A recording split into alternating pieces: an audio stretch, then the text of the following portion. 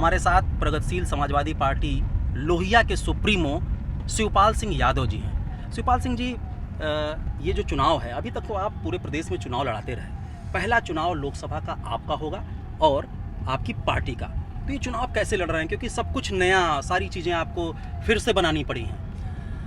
देखिए, हमारी नई पार्टी है और हमारी पार्टी बने लगभग 6 महीने हुए हैं। तो 6 महीने में हमारा संगठन तो पूरे प्रदेश में खड़ा हो गया है, हर ज़िले में खड़ा हो गया है और इसी बीच में चुनाव आ गया है। तो इस चुनाव में देखिए, पहले तो भारतीय जनता पार्टी को हटाने के लिए मैंने प्रयास किया था। जो अखिलेश का और मायावती जी का जो गठबंधन हुआ है, मेरी बहुत बड़ी कोई मांग नहीं थी। हमारे मन में था कि भारतीय जनता पार्टी से हम शुरू से लड़े हैं और भारतीय जनता पार्टी से प्रदेश की जनता भी खुश नहीं थी। तो इसलिए हम चाहते थे कि भारतीय जनता पार्टी का हटाने के लिए इस गठबंधन में मुझे भी शामिल कर लिया जाए और शामिल करने में हमारी कोई बड़ी मांग नहीं थी। हम हो सकता था अगर ये बात करते 2 ही सीट पे मान जाते। पहले तो हम सोच रहे थे हमने कि ज़्यादा 3 दे देंगे, 4 दे देंगे, 5 से शुरू करेंगे।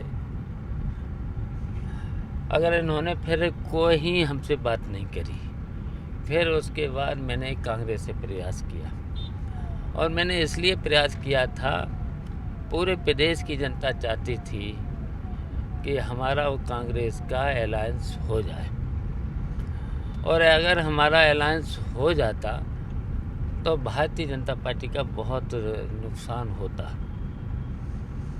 नहीं, कांग्रेस के साथ अलायंस न होने की बड़ी वजह क्या थी? कितनी सीटों की डिमांड आपकी थी और क्या, कहाँ तक बात पहुँची थी? देखिए, हमारी कोई ज़्यादा डिमांड नहीं थी। हमारी उनसे स्पष्ट हमारी बात हुई है। हमारी प्रियंका जी से भी बात हुई और संध्या से भी बात हुई और कांग्रेस के कई नेताओं से बातचीत हुई। तो शुरू में तो मैंने कहा कि भाई हमारी कोई बड़ी डिमांड नहीं है, जितने तुम्हारे नेता हों तुम्हारे पास सब पर लड़ा लो और जहाँ पर तुम्हारे प्रत्याशी तुम पर नहीं हो वो सीटें मुझे दे दो। मैंने केवल उनसे कहा था कि 2 सीटें हमारी छोड़ दीजिएगा, एक फिरोजाबाद, एक इटावा। इसके अलावा जहाँ पर आप पर प्रत्याशी न हो वहाँ पर उन सीटों को मुझे दे दो। उस समय कहा जा रहा था कि जब आप लोगों का अलायंस हो रहा था, लगभग चीज़ें तय थीं। 14 फरवरी जिस दिन पुलवामा घटना जिस दिन हुई, उस दिन भी बड़ी तेज़ी से चर्चा थी, प्रियंका गांधी वहाँ पे थी और जैसे ये चीज़ें तेज़ी से बढ़नी शुरू हुई तो आप प्रोफेसर राम गोपाल सिंह यादव जी ने एक धमकी भरे लहजे में ये कहा कि भाई अगर शिवपाल सिंह जी के साथ अलायंस होता है तो वो जो दूसरी उनकी सीटें हैं, माने अमेठी और रायबरेली, उस पर कैंडिडेट खड़ा करेंगे। तो कहीं ये दबाव तो नहीं, इस दबाव में तो नहीं कांग्रेस आ गई या अखिलेश यादव उनका ये दबाव मान लिया गया? देखिए, हम जानते हैं, मुझे पता भी है, हमारी कांग्रेस के कई नेताओं से बातचीत हुई, सब पक्ष में थी। लेकिन जब इन्होंने धमकी दे दी रायबरेली और अमेठी की, उसके बाद मुझे तो लग रहा ये डर गए। अच्छा। और डरने के बाद जब हमने सूची दी तो हमसे बोले कि ये तो फ़ायदा पहुंचाएंगे बीजेपी को, ये जिस सीटें दी। फिर हमने उनसे ये कहा कि आप अपना मुझे कोई चाहे प्रत्याशी दे दो, 2 सीटें छोड़ करके प्रत्याशी अपना दे दो और चुनाव चिन्ह हमारे पर लड़ लेगा। 20 सीटें दे दो मुझे, 20। फिर हमने लास्ट में 15 भी कह दिया है, 2 सीटें अनिवार्य और 15 सीटें दे दो जहां पर तुमको ये लगे कि यहाँ बीजेपी का नुकसान होगा, वो सीटें मुझे दे दो। लेकिन अब हम समझते हैं कि जनता में ये क्या कहेंगे जब अगर भारतीय जनता पार्टी को आ गई सरकार में तो फिर दोषी कौन है? फिर दोषी तो यही दोनों हैं, कांग्रेस है और जो अखिलेश और मायावती जी का जो अखिलेश जी के साथ, अखिलेश सिंह यादव के पास साथ जो आपका अलायंस, आप कह रहे हैं कि आपने उनसे भी कोशिश की, तो अचानक इस परिवार में इतना विघटन हुआ, लेकिन बीच में आपने कुछ जोड़ने की कोशिश की थी, वो नहीं हो पा रहा है, इसका क्या कारण हो रहा है? देखिए, पहले तो देखिए, जब राष्ट्रपति का चुनाव हुआ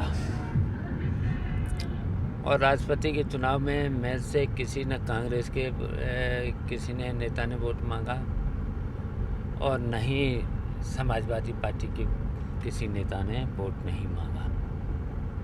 जब वोट नहीं मांगा, फिर हमसे एक बार मुख्यमंत्री जी का फ़ोन आया, 2 बार रामनाथ कोविंद जी का फ़ोन आया।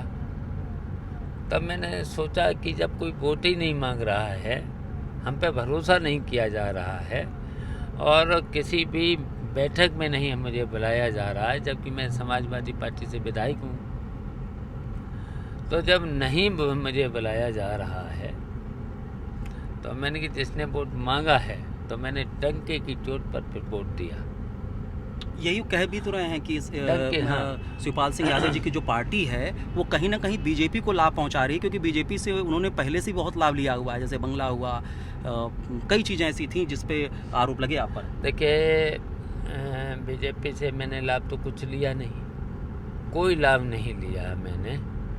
आज तक मेरी किसी से बात नहीं हुई और जब मैं अकेला लड़ रहा हूँ, मेरे पास देखिए आप पूरा पता लगा लीजिए, मेरे पास पैसा भी नहीं है, मेरे पास साधन भी नहीं है। मैंने तब जनता से अपील की, मैंने कहा 1 वोट 1 नोट, तो रोज़ हमें मिल जाता है, तो मेरा खर्चा चलता है।